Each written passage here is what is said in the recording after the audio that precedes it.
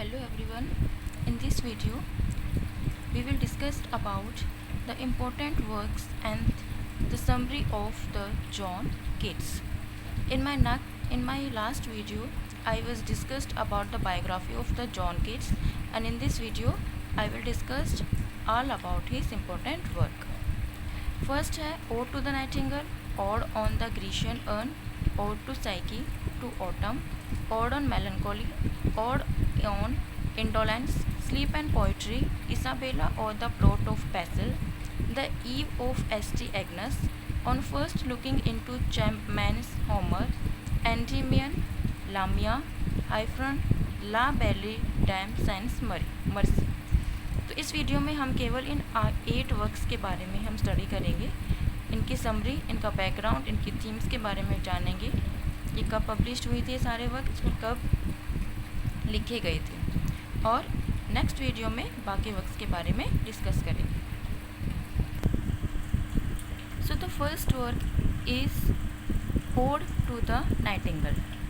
The work was written either in the garden of the Spaniards in Hampstead, London, or according to Keats' friend Charles Emmerich Brown, under a plum tree in the garden of Keats' house at Wentworth Place, also in Hampstead. As I was discussed in my last video that कि John Keats अपने एक दोस्त के साथ जो है वो Wentworth में गए थे और वहाँ पर रहकर उन्होंने अपने कुछ वर्क्स पब्लिश करे थे, जिसमें से उसके फ्रेंड्स कहते हैं कि ओड टू द नाइटिंगेल एक प्लम ट्री के नीचे उन्होंने पब्लिश किया था. The work was inspired by the birds song. Keats compared the poem in one day, composed the poem in one day. ठीक है, एक ही दिन में ये पोएम कंपोज हुई थी और इंस्पायर्ड थी किसी बर्ड के सॉन्ग से. This work was published in Annals of the Fine Arts the following July. इसके अंदर वो पब्लिश्ड हुआ था. It is a personal poem which describes Keats' journey into the state of negative capability. यह एक personal poem है जिसमें उनकी जो नेगेटिव कैपेबिलिटी है, यानी कि उस समय बहुत ज़्यादा नेगेटिविटी उनके लाइफ में थी. उनकी फादर मदर डेथ हो चुकी, उनके भाई की डेथ हो चुकी थी, उनको भी हेल्थ प्रॉब्लम थी. That's why he was so much depressed and at that situation he wrote this work. Poem reject the optimistic pursuit of pleasure found with Keats' earlier poem. Keats की जो पहले की पोएम थी इसमें उन्होंने pleasure के परशूट की बात की थी. इस पोएम में उन्होंने इस चीज़ को रिजेक्ट किया है. The Nightingale described experiences a type of death but does not actually die. इसमें जो एक पोएम में नाइटिंगेल है वो डेथ के बारे में बताती है, लेकिन सच में वो मरी नहीं, सच में एक्चुअल डाई के बारे में नहीं, लेकिन डेथ के बारे में वो बताती है. The poem and with N acceptance that pleasure can not last and death is an inevitable part of life. Poem and होती है इस एक्सेप्टेंस के साथ कि प्लेजर जो है वो कभी भी ख़त्म नहीं हो सकता और डेथ एक बहुत ज़रूरी है. डेथ हर किसी को आती है. In poem Keats imagine the loss of the physical world and see himself dead. The background of this poem, Keats' 6 major odes of 1819. In 1819 he wrote 6 major odes. Ode to Psyche, to Autumn, Ode to Nightingale, Ode to Indolence, Ode on the Grecian Urn.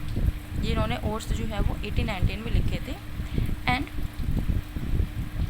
In all this odes, Ode to Psyche was probably written first, then Ode to Autumn return last. सबसे पहले odd to psyche लिखा गया, autumn last में लिखा गया, और odd to Nightingale जो लिखा गया वो 26 अप्रैल और 18 मई 1819 के बीच में लिखा गया था.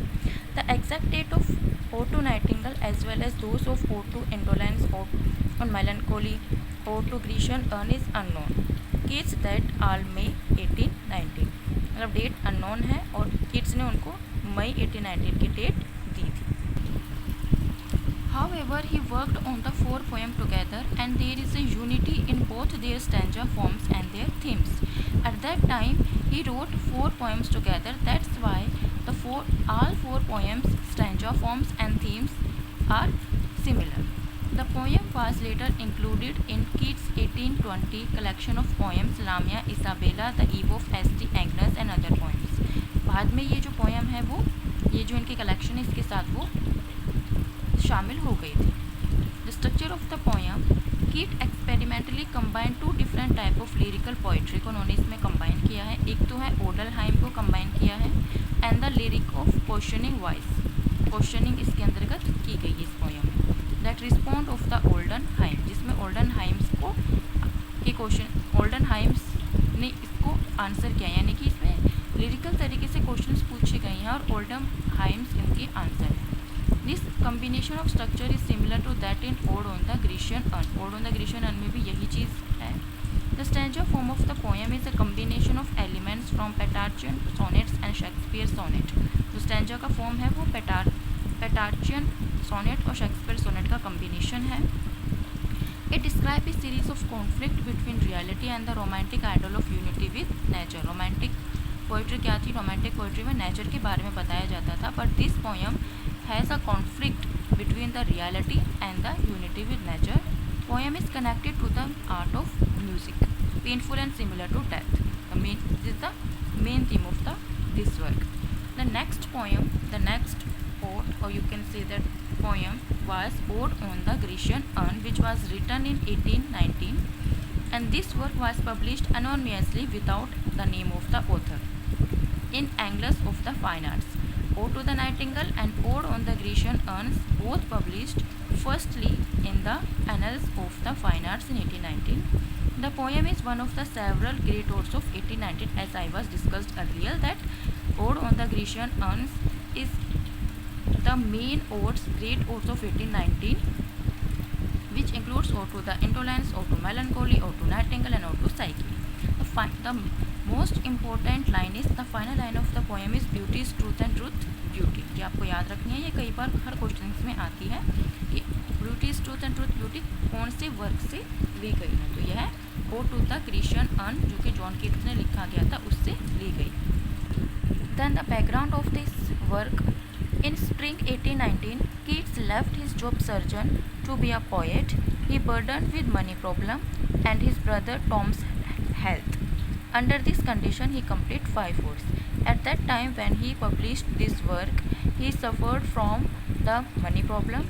His brother has died, and in this condition, he wrote 5 odes: Ode to Nightingale, Ode to Psyche, Ode on a Grecian Urn, Ode on Melancholy, Ode on Indolence. ये 5 odes उन्होंने लिखे थे, which can be said that the great ode of 1819.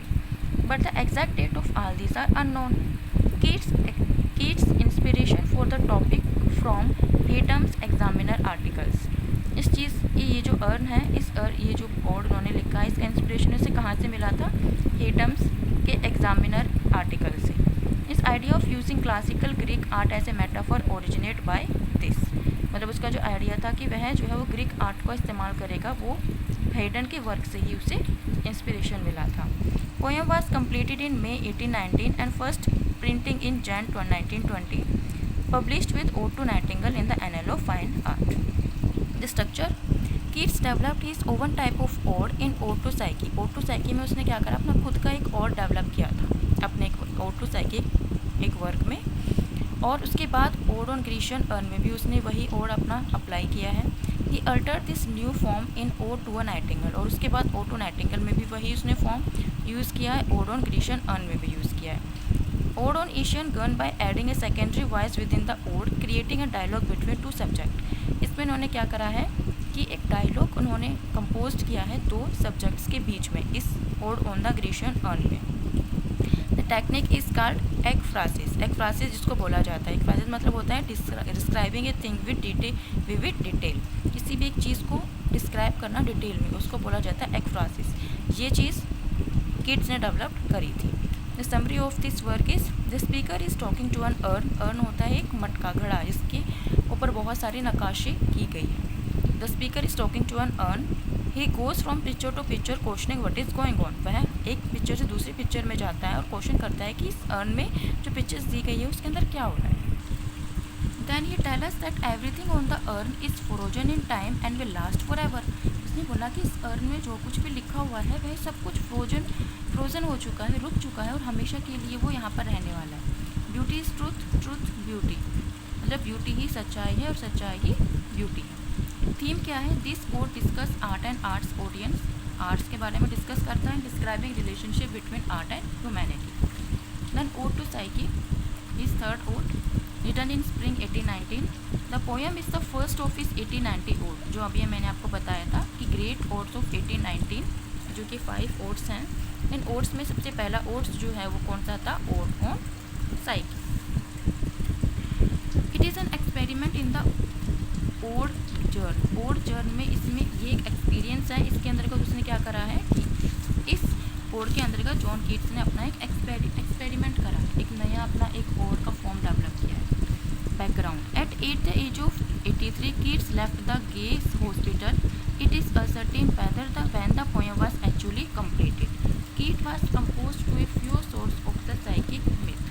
यानी कि Keats जब guess hospital वे छोड़ चुके थे तब ऐसा माना जाता है कि इन्होंने ये वर्क पब्लिश करा था, ठीक है। और ऐसा भी माना जाता है कि Keats was expose to a few source of Psyche. Psyche होते हैं हमारे जो साइकोलॉजिस्ट को साइकी होते हैं, साइकी पर्सन जिसको बोलते हैं, तो साइकी मिथ्स के साथ भी वो एक्सपोज हुए थे। It is an important ode because it is Keats first attempt at an altered sonnet. यह इम्पोर्टेंट ओड है क्योंकि इसमें इन्होंने अपने खुद के कुछ चीज़ें इसमें ऐड करी। The summary, the speaker start the poem with an address to the goddess Psyche, मतलब गॉडेस साइकी को एड्रेस करता है इस पोएम में, requesting her to hear her words. वह कहता है, वो इसे रिक्वेस्ट करता है कि उसकी आवाज़ सुने।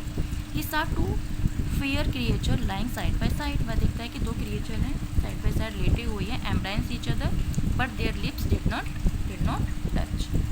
द स्पीकर से he knew the winged voice but ask who the girl was. वह कहता है कि वह इस लड़की को तो जानता है लेकिन वह लड़की कौन है वह नहीं जानता। He answer is own question and tell that she was Psyche. वह खुद ही सोचता है कि वह शायद साइकी है। He call Psyche and describing her as the most beautiful of all the Olympian god and goddess. वह साइकी को बुलाता है और कहता है कि वह सबसे ब्यूटीफुल गॉडेस है, ओलंपिया के गॉड एंड गॉडेस में से सबसे सुंदर है। Psyche has not even a single place of worship. Psyche की पूजा के लिए कोई भी जगह नहीं है जहाँ उसकी पूजा हो सके। She has no temples, no altars, no singers etcetera. He say that all has happened because she has arrived late. उसने कहा कि यह सब इसलिए हुआ है क्योंकि वह लेट आई थी। He says that she would like to pay homage to Psyche and will become her singer, her music and her oracle.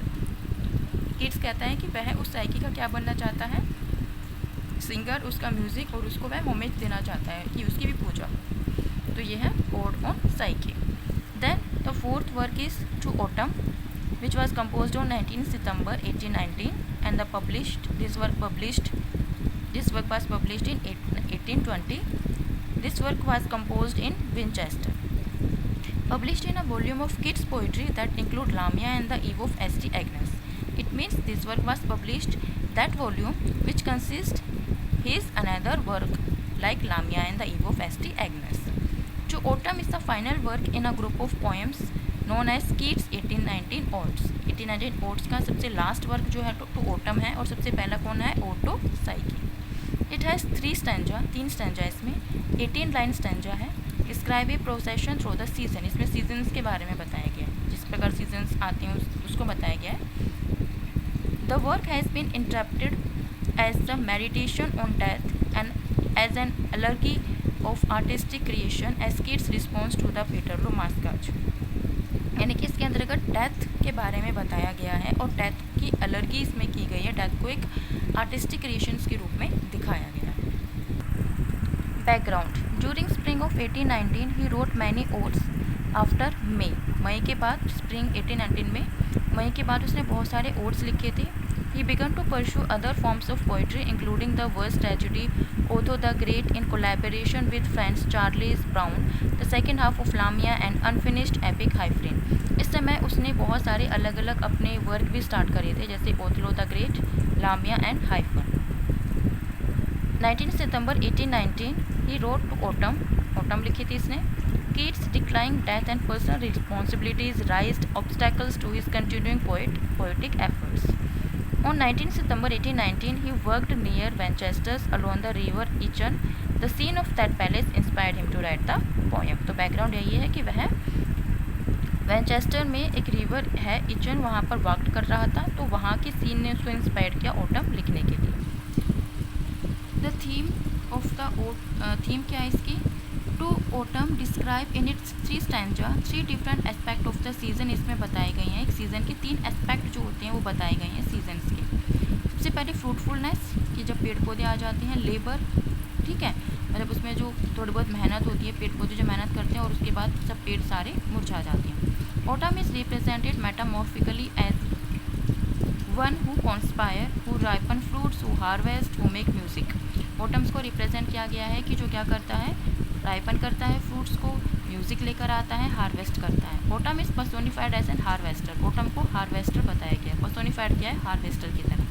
The last stanza contracts autumn's sound with those of spring, last stanza में autumn's के sound और spring के sound के बीच में contrast, मतलब उसके अंतर्गत कंपटीशन, मतलब उनमें विरोध बताया गया है कि उन दोनों के बीच में क्या डिफरेंस है। नेक्स्ट है ode on melancholy which was published in spring in 1819, composed with 3 other odes, के साथ ही कंपोज की गई है। The narrator of the poem describe the poet's reception of melancholy through a lyrical discourse between the poet and the reader. इस poem का जो narrator है वो ये बताता है कि पोएट्स जो है एक मेलनकोली, पोइट्स क्या देखता है, पोइट्स की जो रिसेप्शन है मेलनकोली को लेके नरेटर वो बताता है। इसमें क्या है, पोइट्स और रीडर्स के बीच में एक डिस्कोर्स हो रहा है, एक बातचीत हो रही है। बैकग्राउंड क्या है इसका, Keats gain knowledge of Grecian arts by translation into English. ये इसमें क्या है कि इसमें कुछ ग्रीशियन जो कैरेक्टर्स हैं वो भी इसमें आए गए हैं। तो कीट्स ने ग्रीशियन आर्ट जो फॉर्म है उसकी नॉलेज उसने गैदर करी थी। Unlike the speaker of Ode on Grecian Urn, Nightingale and Psyche, the speaker of the Melancholy speaks directly to the reader। यानी कि इसमें क्या कर रहा है, जो स्पीकर है वो रीडर से सीधे बात कर रहा है, बजाय कि किसी ऑब्जेक्ट का इस्तेमाल करने की बजाय। जैसे कि ग्रीशियन में क्या क्या है, नाइटिंगल में किसी एक नाइटिंगल बर्ड को लिया गया और साइकी में किसी एक साइकिक गॉडेस को लिया गया। इसमें क्या कर रहा है, ओड ऑन मेलनकोली में वो सीधे डायरेक्ट इंट्रोड्यूस कर रहा है, सीधे बात कर रहा है रीडर के साथ। The original first stanza of the poem was removed before publication in 1820। जब इसकी पब्लिकेशन हुई थी तो पहले स्टैंजा को हटा दिया गया। समरी क्या है, it address the subject of how to cope with sadness, इस सैडनेस से हम कैसे कोप कर सकते हैं। First stanza tell what not to do, second stanza tells what to do, and third stanza speakers explain this injection saying that pleasure and pain are inextricably linked, beauty must die, joy is feeling and flower of pleasure is forever। बाद में third stanza में उसने बताया कि जो pleasure और pen है वह क्या है, लिंक्ड है एक दूसरे से, वो आते जाते रहते हैं, ठीक है। जैसे ब्यूटी भी मरती है कभी ना कभी, जॉय भी उड़ता है, जॉय भी चला जाता है, और फ्लावर के प्लेजर जो है वो हमेशा नहीं रहते। ये है। The next work is ode on the indolence which was written in spring in 1819। The poem describe the state of indolence, awareness and laziness, की स्टेट को उसमें बताया गया है इस वर्क में। The work was not published until 1848 तक published नहीं हुआ था। The poem is an example of Keats break from the structure of classical form. इसमें क्लासिकल फॉर्म से उसने अपना ब्रेक ले लिया था, यह इसका एग्जाम्पल है। 3 figures are presented, ambition, love and poesy, poesy means poetry. Narrator examine each using a series of questions. It means in these poems 3 figures are represented, ambitions, love and poetry, and poet John Keats examined these 3 figures with the help of the series of questions. The background of spring of 1819, he left the post of surgeon and under the burden of financial problems, and under this time he wrote Ode on Indolence. He abandoned his post of surgeon. He was burdened due to his financial problems, and at that time he wrote this work. Keats' notes and paper do not relieve the precise dating. His exact date of his return of this work is not known. इसके बारे में हमें नहीं पता है कि exact कब लिखा गया था। The work was 10 line stanza began with Shakespearean quatrain. सबसे पहले शेक्सपियरियन क्वार्टरन है इसमें, ए बी, उसके बाद एंड जिसके साथ हो रहा है मिल्टोनिक सी सेट के साथ वो एंड हो रहा है, मिल्टोनिक सी सेट सी डी होता है। समरी है, one summer morning speakers describe a vision of 3 stranger figures. It means one summer morning he walk up and he सा 3 strange figures, and these figures wearing white robes and placid scandal. Speaker compared the figure passing as figure carved into the side of a marble earth. It means उसने इन जो figures थी, इस figures को compare किया। वहाँ पर एक earn रखा हुआ था, एक मटका रखा हुआ था, वहाँ पर कुछ फिगर्स बने हुए थे, उन फिगर्स के साथ उसने इनको कंपेयर किया। Second stanza, speaker ask them how it was that he did not recognise them. तो कहता है कि ऐसा कैसे हो सकता है कि वो उन फिगर्स को नहीं पहचान पा रहा है। He ask the figure why they don't disappear and leave him to the indolent nothing less. तो कहता है कि इन फिगर से तुम मेरे को छोड़कर चली क्यों नहीं जाती और मुझे अकेला क्यों नहीं रहने देती। वह अकेले की बात क्यों कर रहा है, क्योंकि उसमें उसे बहुत ज़्यादा प्रॉब्लम्स का सामना करना पड़ रहा था। उसकी हेल्थ सही नहीं थी, फाइनेंशियल कंडीशंस का सामना उसे करना पड़ रहा था। इसी कारण वह अवॉइडनेस या लेजीनेस को अपने पोइम्स में डिस्क्राइब कर रहा है। Third stanza, speaker identify them and the third stanza identified the three figures. First figure fair maid love है, सेकंड एम्बिशियस है and third is poetry. In the fourth stanza figure disappear हो जाती है। The speaker again aids to follow them.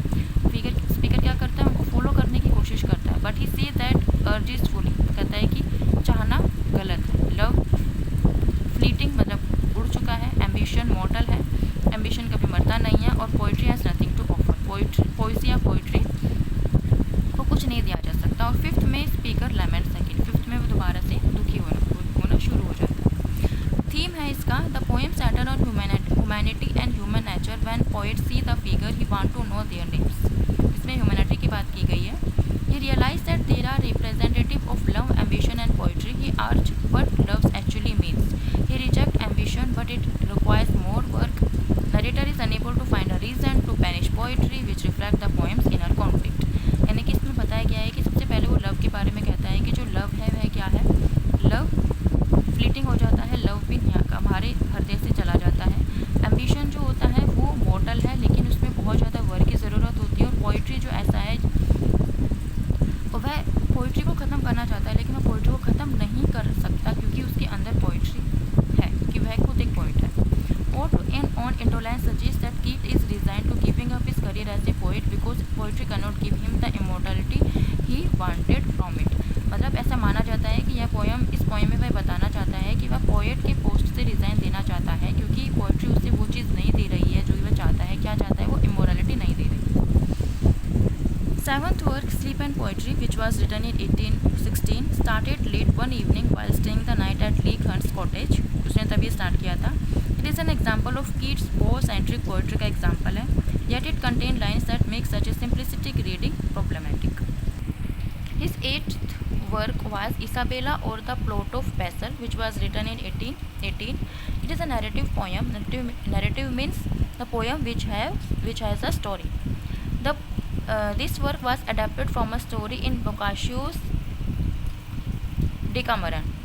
Boccaccio's के Decameron की एक story है, उससे ये इसको अडेप्ट किया गया है। स्टोरी क्या है? It tells the story of a young woman whose family intend to marry her to some high noble and his olive trees. ठीक है, but who falls to low range, यानी कि in this story, the story is about a young woman.